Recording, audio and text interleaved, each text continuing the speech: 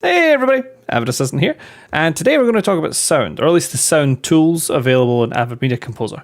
And before we get along to the technical stuff to do with this particular application that I like to talk about so much on the interweb, I do want to stress how important sound is to a picture, because some people seem to have forgotten, most notably Christopher Nolan. He's a very, very brilliant filmmaker, made some really great stuff, but there's been some articles about Oppenheimer. I haven't seen it as of yet. I plan to very soon. But it seems like he's made the same mistake that he made during Tenet, which I did see, where a lot of the dialogue was pretty inaudible. And this just won't do. You can't have the audience not be able to hear the dialogue. Even if you think the film is told visually and through the pictures, the story's told, the characters are told, and you're just looking at this beautiful cinematic masterpiece.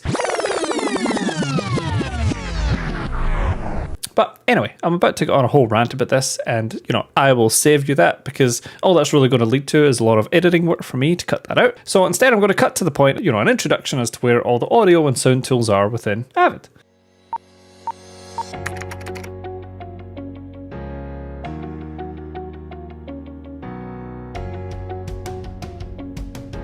So here you'll see that my Avid workspace here, my view looks quite different to normal. I've shuffled it around a bit to show a whole lot of sound tools, which we'll use and play with here. Now, again, I'm an editor. I use sound for editing purposes. I'm no master in any of these tools. There's a lot of editors that I do know who do a much deeper dive than I do. I sort of learn things on a case-by-case basis as I need things. So I'm not going to go too deep into things, else I'll just reflect how much I don't know. But I will show you where all the tools are, and it should give you enough knowledge, foundational knowledge, in order to start playing with them yourself and get right into it. So first off, the most simple one here, we have the audio tool. And the audio tool in its most basic function is a meter.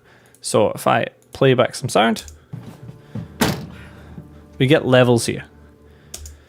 And it's definitely a good tool to have parked in your audio workspace so that you can get a good idea of the mix as you're playing down a cut, particularly if you've already got music and sound effects laid in with your production sound. This will, help you to see the balance of where things are at. Generally, about 0 dB is where you want to be aiming for. Or if you just want to get a bit more simple, where it goes yellow. That's where you want it to be peaking and sort of sitting in general. You want it to be just peaking into the yellow regularly. Now, this isn't just an audio meter. It does have some useful functions and tools as well.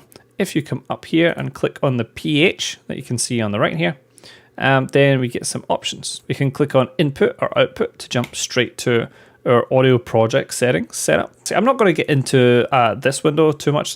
This isn't one of your most common tools that you'll need to bother about probably, especially if you're an editor or an assistant. But up here, you've also got your peak hold and your infinite hold. We can play some calibration tone. So if you just want to test your speakers are working, so if you're not getting any sound, but you're seeing meters, you can do that, which will allow you to play some calibration tone, and then it'll just run until you stop it. And you can leave that running until you've got your speakers plugged in and working. As soon as you hear that tone, you'll know it's working. You can also set your reference levels here. You can set your calibration tone, like how loud you want that tone to play at. And you can actually create tone media here as well, which is a function I've used many times for doing my 2 pips at the start of my ID board and leaders. I'll just create my tone here. You can set the level you want to create it at, and we can set our tone frequency, our length. By default it's 60 seconds, so you get a full minute of tone. Generally, I only really need a frame of it. And the number of tracks. You can have a tone with 64 tracks on it if you really wanted. The target bin it'll generate it at, and the drive. So say in my lock cut bin, if I wanted, to create some stereo tone, so I'll go 2 tracks, set it to my RAID, and I'll go okay.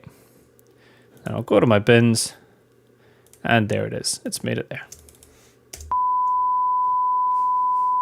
So there you go. That's a very crude explanation of the audio tool. It's the most simple tool in our audio arsenal here, but a very essential one. Next up, we have the audio EQ tool. I'm going to take this point to mention that almost all of these tools that I'm going to talk about here, you can find under the tools menu and audio. They're all grouped together in one section, and these will probably, for the most part, be mapped in your default audio workspace. But if you see any ones in this video that aren't mapped in your default audio workspace, there's where you can find them. So our audio EQ tool will look like this. This is where we can mess around with the EQ of a particular sound. Let's find some dialogue here. The organisation comes before family. Yes, the organisation comes before family. So here we have our low, our mids, and our highs. So I could drop the low shelf of this completely. Blood. The organisation comes before family. Drop the mids. The organisation comes before family. I could drop the highs and just leave the mids. The organisation comes before family. And we also have an EQ slider down the bottom to deal with the range of the EQ that we're talking about here. So if I slide this all the way to the left, so we're just boosting up the low range, getting rid of everything else. But the organisation comes before family. Almost sounds like he's talking through a microphone now. And we'll swing it the other way. And we'll see what the complete reverse sounds like. But the organisation comes before family. Oh, he's really getting smothered there. But this isn't just a simple mixer for us to mess around with, lows, mids, and highs. There's much more we can do with this here. So I'm going to reset everything more or less to how it was. And let's take a look at some of these buttons that we've got going here. So it says A1 up here because that's the track we're manipulating. It's going to, by default, manipulate the highest audio track you have enabled where there is currently sound. So for me, I've got A1 turned on. There's some audio on A1. So that's what we're meddling with at the moment. But if I chose to, I could come up here and select a different track to start messing around the EQ with. But I'm going to leave it on A1 for now since I think dialogue is going to be a better example of the types of stuff we can do here. Up above that, we have our effect icon. We can drag and drop this into a bin the same way we can effects from the effect editor. Once we've got this set up just how we like it, and then we'll be able to drag and drop it directly onto our other audio clips to, drop the same effect on there. We have a play loop button, which will allow us to just play the clip we're working on a loop in order to preview the effect that we've currently built. Before blood. The organisation comes before family. Before blood. The organisation comes before family. We have a render effect button. Once you're happy with it, you may want to render. Then, our favorite bit, we have the fast menu, which presents us with a bunch of presets that we can add. Now, I will admit that the one I use most frequently here are the telephone EQ A and Bs.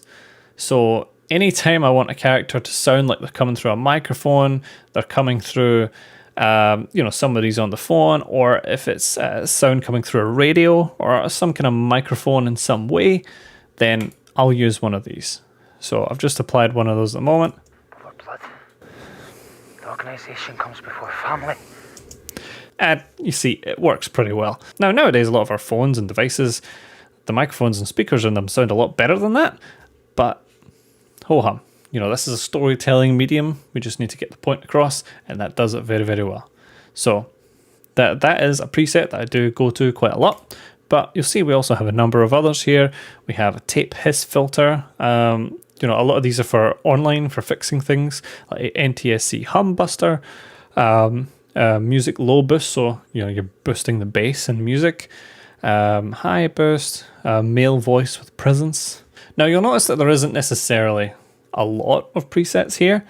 There's not a lot of different effects that you can call upon right away from this menu. But just you wait, we are getting to the audio suite in a bit where there will be far, far more options. Now before we move on, we've got a little bypass button here. So if I'm playing down the clip, blood. The organisation comes before family. With our effect on, like that, I can click the bypass anytime. Before blood. In order to hear what it was like before, if I just want to quickly compare the differences that I've made. And, similar to the bypass, we can also completely enable or disable the effect with this button here, which will just cancel out the effect completely. Whereas the bypass is more for your listening purposes. But that is the audio EQ tool specifically for messing around with the EQ. Now there are other ways to mess around with the EQ in far more detail, but if you're just looking to make some simple quick adjustments, or if you just want to make it sound like it's coming through some kind of speaker, this is the tool you go to. Right, now next up from that is by far the most common tool in any editor's arsenal, the audio mixer. This is the very top audio tool under the tools menu, audio mixer. Here we go.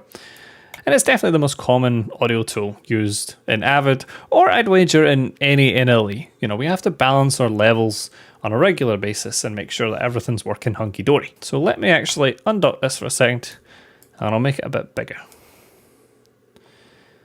So we've got our tracks all here. You'll see that if there's no sound on a particular track, there will be no slider and no panning or level information will show. This is actually quite a useful function in the sense that if you just part and you can't necessarily even see your timeline, then you know what tracks are active. And if you've named your tracks, you'll get those down here, as well as the track number. You can see here I've got A1 to A5 is dialogue, DX for dialogue, A6 to A10 is sound effects, and A11 and 12 are music. And you might also notice as well that my tracks from A7 through to A12 are all stereo tracks.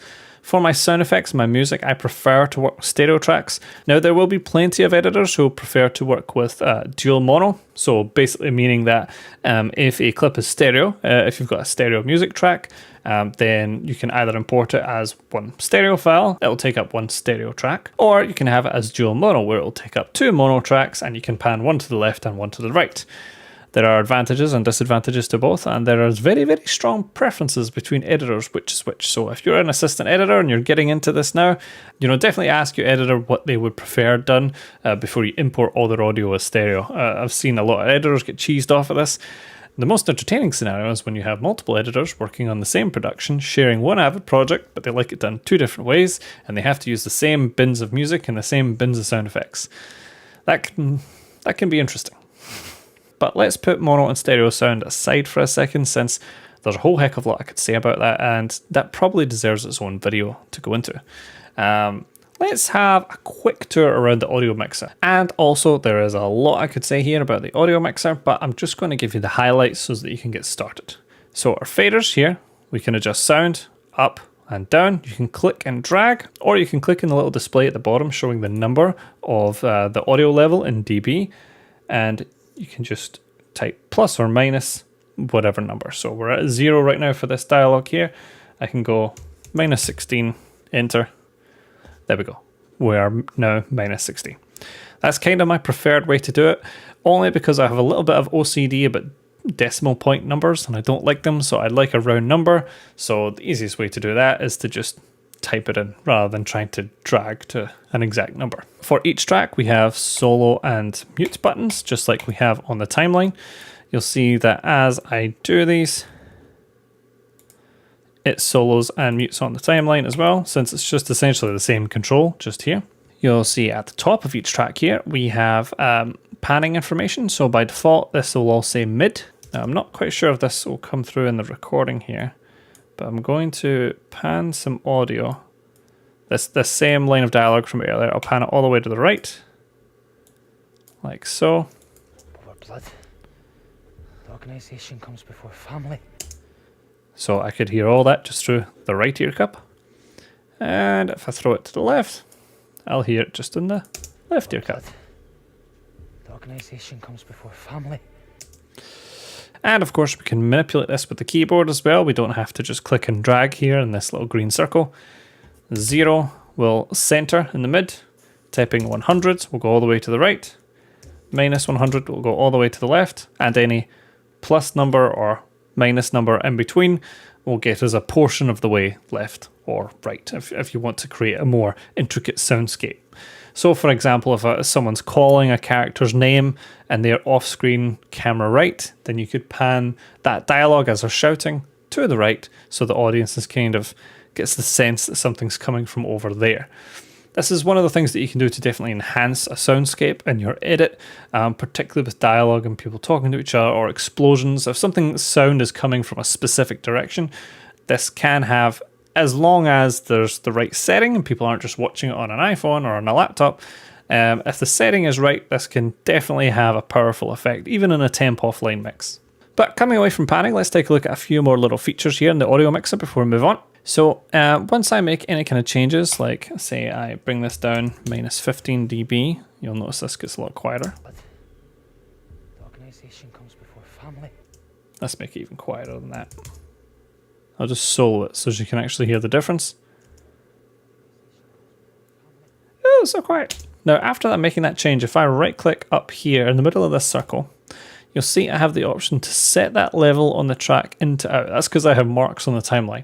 So if I've marked a certain region of the timeline, say I had marked this region, and then I'm parked in that same clip, then I can apply that minus 35 dB level on that range, that marked range into out. If I'd done any panning, I can also set that panning for that range into out. And if there's also other options in this, right click here, I can jump straight to audio settings. I can remove default clip gain, commit clip gain, adjust pan controls into out and stuff. But the most common ones you'll be jumping to here are to set the level on the track or the pan on that particular track all the way on and into out, or if you don't have any marks set, you can do it on the track global. So for that entire track, you'll be able to pan audio left, right, mid, set the level. This is a particularly useful feature that I've went to all the time if you're looking to make a quick change to a number of shots. So say you're trying to bring all the audio down if it was recorded too loud, or if you're trying to boost the audio of a particular character, you can bump it all up to one track and then, just make the change on one, and then set the level on the track global. You can make the change really quickly. There is also the option of ganging tracks, meaning we can gang two together. Say I've got two dialogue tracks here on A1 and 2. If I click this button here, you can see it glows green, and click this one here. Now those are ganged together, and I can manipulate them together. You see if I drag the slider of one, it affects the slider of the other. Again, another good way of batch manipulating audio. So say if I wanted to manipulate all the audio on a certain range of A1, 2, and 3, then I can gang those three together, make the change, and then right click on each of them and go set level on track into out or global that way. So there's a number of ways that we can make sound manipulations here. Now, one more function that I do want to point out here that is a relatively recent addition. I did talk about it in the What's New video when this was released. I can't remember exactly what version it is, but I will have it on screen for you just now. Was the ability to create groups of audio tracks, enabling you to enable and disable them as a group quickly all together. And this option is actually hidden away here. You can reveal it by showing the track sidebar with this button up here. So if I click that, then you see I've created groups for dialogue, music, and sound effects. Untitled was the default one. And you create these groups by just enabling, and I created these groups just by enabling a specific set of tracks. So say I've enabled all my dialogue ones there, and then you can just right click in here and go new group from selected tracks. And what this enables me to do is, you can see my enabled tracks here, A1 to 5. I can quickly enable and disable a whole group of tracks, allowing me to batch manipulate them at once without having to hold shift and click and drag or fuss about them here on my timeline. This is particularly useful for when I'm doing sound turnovers. I love this function. Not something I've had to do lately, but when I do have to do it, it's really, really great because I can quickly make mixdowns of the dialogue, the sound effects, and the music, and I can batch enable or disable that group of sound and audio. It's a very, very useful feature. And we can also color code these groups as well, and you know how much I love color coding. Simply by looking at the little color over here next to each group, and I can do a little right click and pick out a color. Happy days. And just like we had in the audio EQ tool, we also have a few buttons up the top right here, which are very similar. We have our fast menu, which is more or less the same options we had when we right clicked up here on each track. We have a render effect button. We have our audio play loop, same again. And we have a bypass clip gain. If we just want to bypass any changes we've made here to play the clip and sound what the original was like in order to fine tune the work we're doing. And lastly, this drop down menu here will allow you to change between stereo 5.1 and 7.1 panning. You'll notice here if I enable 5.1 we get spatial panning here. If you are building a proper surround sound mix. You can technically do that, but it's not something you would ever really have to do in online. Clip, auto, and live, are more or less what they sound like.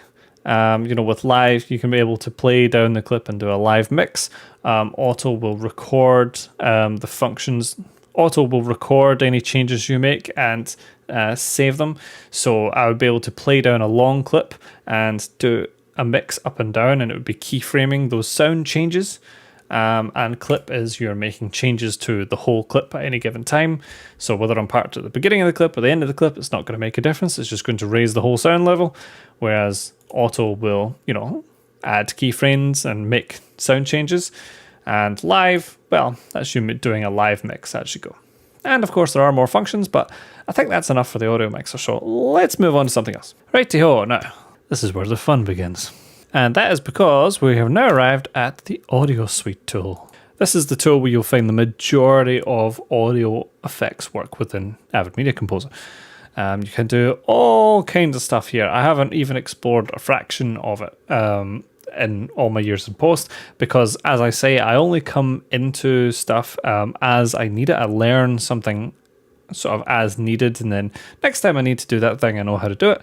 It's not something I've necessarily always needed, but there are plenty of people I work beside who use the tool all the time for all different purposes, but I do use it sometimes. So to start with, it might look really basic here in the sense that we have our audio effect icon that we can drag and drop into a bin. We have our same audio loop play, our same render effect, and our same fast menu here.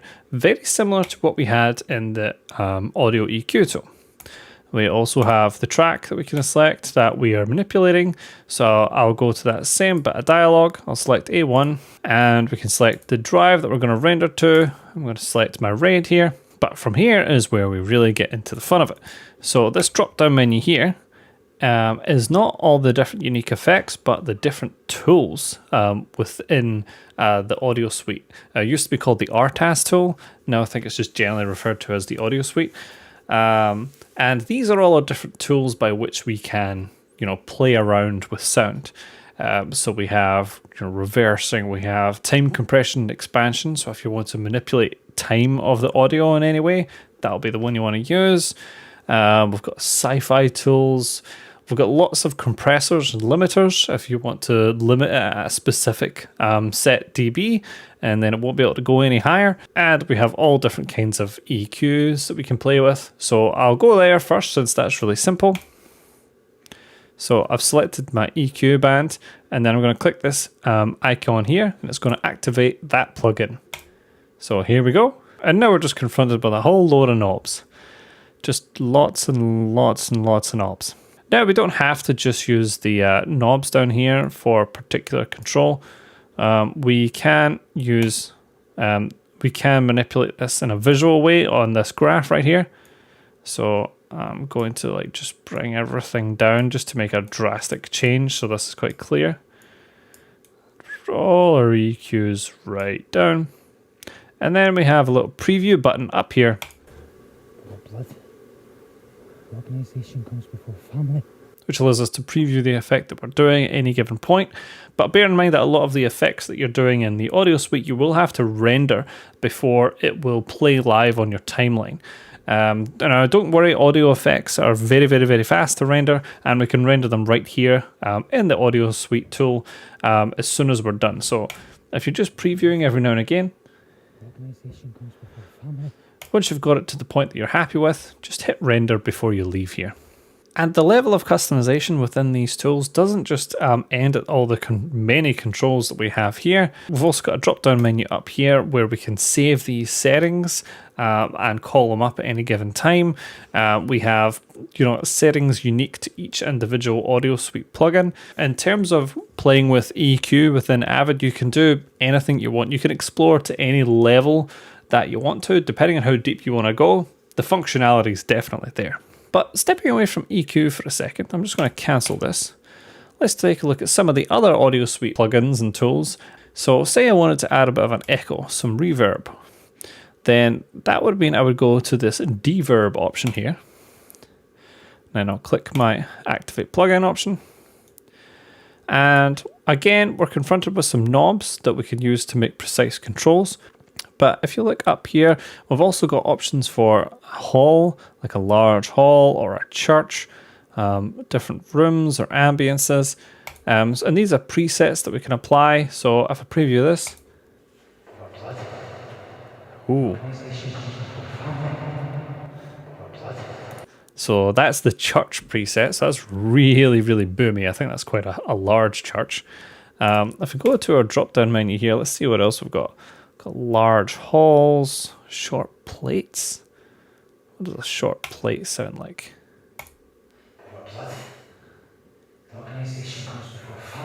But as you can see, we've got all kinds of different presets here for different levels of reverb and boom that you can add to your sound. So if you want any kind of echo or reverb on, you know, whether it's music or whether it's dialogue, whatever you need to add to. And I love me some presets. I'm for presets all day long. You know, I'm not looking to necessarily get all customizey and tinkery. You know, my point is that I might want some echoey, you know, reverb on there in order to tell a story point. Everything else comes back to story and storytelling. For me, because there's that many different presets available there, I don't necessarily find the controls, all the different unique knobs and the customization to be that much useful to me. You know, that many different presets will be more than enough for me all day long, every day. But let's look at another one. I've jumped to the Sci-Fi Audio Suite tool here, and let's see what Alien Talk sounds like.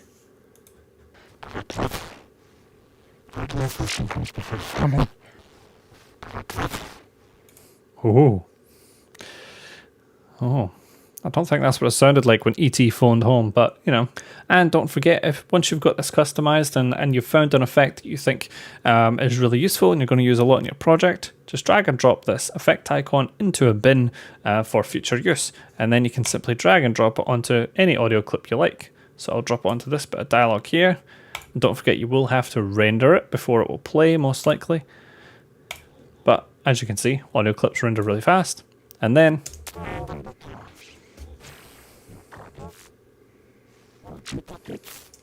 and there you have it. Now you have our Alien IRA Enforcer killing machine. Now, I don't really have time to show you all of these. I strongly encourage you to have a play around with them when you have time. Now, definitely if you want to manipulate your audio in any way, this is where you're going to come to do it. And there are plugins that you can download as well.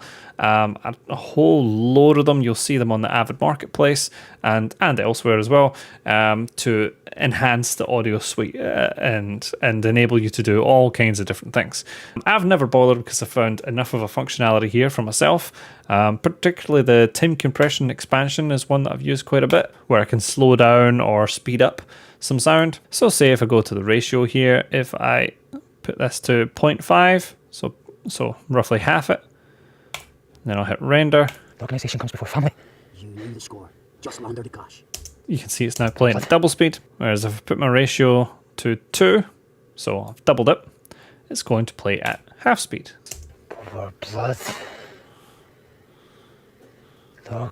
You knew the score. Unfortunately, there's no way within Avid to, say, double the speed of a clip and have it apply to the video and the audio at the same time. You will have to use the time warp effect at, say, 200%.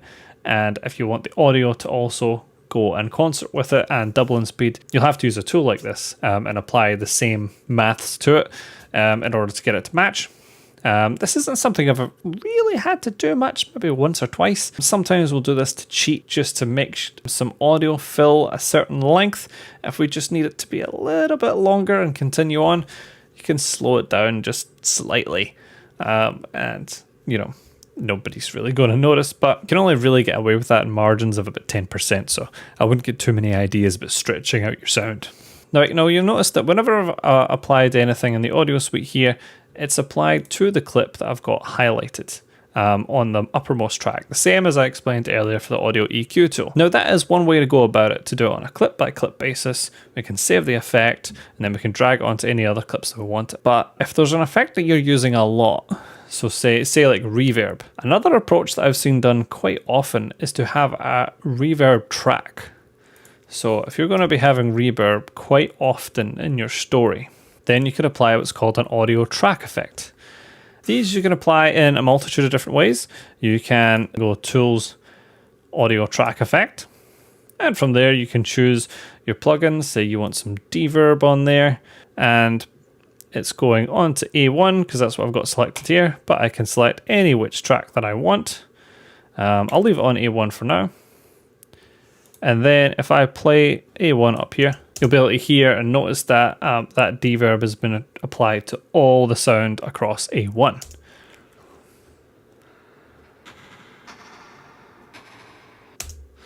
And you'll also notice here that in the track control panel, if you're not seeing all these controls here, by the way, just go to the fast menu at the bottom of your timeline and enable track control panel. That's how you toggle it on and off there. I always have it on at all times, ever since it debuted. It is really, really useful. But you'll notice in your track control panel right here that in these little squares next to each track, that one of them has now been filled. So it's showing that D minus, so the reverb has been applied. Each one of these little squares represents a slot where you can have track-wide effects. And you can just click directly in one of them to start applying an audio track effect. You don't need to go through the tools menu. This is how I would most often do it, because if you do it this way, it's also automatically selecting the track that you had clicked in. So say I just wanted to apply to A10, I can click in one of the squares in A10. It's already selected A10, and then I can start configuring. So it's just a faster way to get to it. And if you want to remove any of these track-wide effects at any time, you simply click into them and then go to the menu up here and change it to no insert. So you're just undoing that track-wide effect, and then your sound is back to normal. Now, like I said, I have seen this done quite a few times by editors. It's usually for adding reverb. There's a scene, say, in an echoey place. They don't want to be regularly, applying that same effect to different clips or even batch applying them, because if they want to swap out takes, they'll just have a track, usually along the bottom or something, an effects track where they have that applied track-wide, and then any audio they put on there will just have that reverb on it. And you'll notice that I didn't have to render that either. It's just playing that effect on top of the audio. And it's almost like it's applying on the output as the sound comes from that track towards your audio out from the Avid. The effect is added at that stage. So there's no rendering necessary for this one. Now, another tool to mention here is called the Audio Punch-In tool. And this is essentially audio recording within Avid on your timeline. So if I go Tools, Audio Punch-In, we got this window right here where we can choose our microphone. So mine by default would be my Wavelink microphone that I'm using now. That's what I'm using to record this, and I don't know what's going to happen if I duplicate that up right now. So I'm just going to select MacBook Pro microphone, and then choose my source. One channel, so this microphone's got one channel. I'm recording onto my RAID.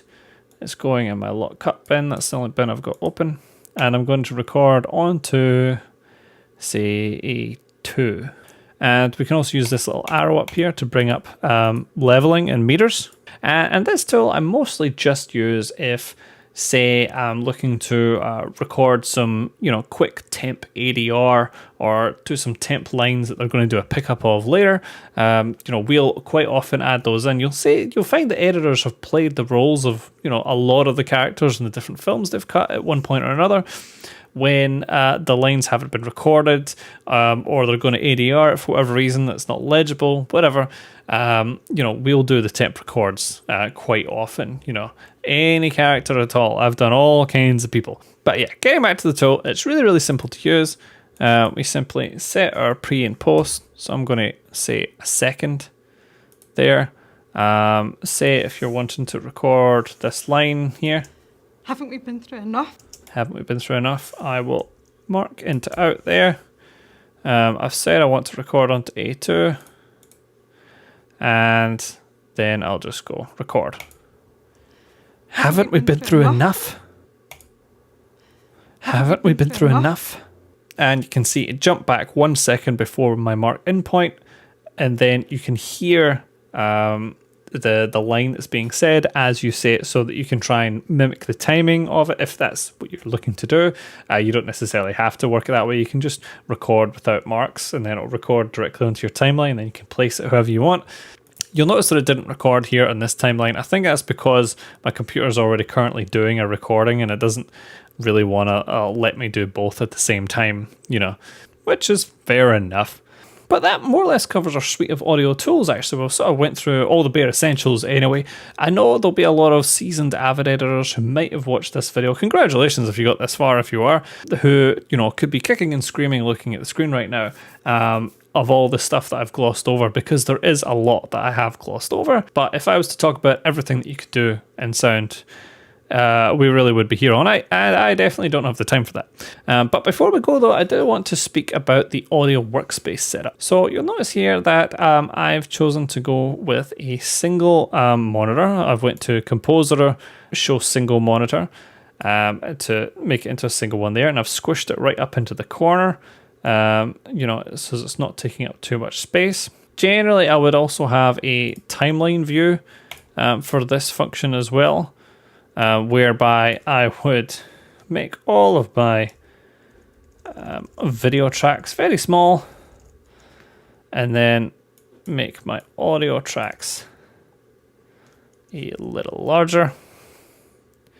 Generally, I would have multiple monitors as well. This is quite a crude setup because I'm trying to squish it onto a MacBook Pro screen.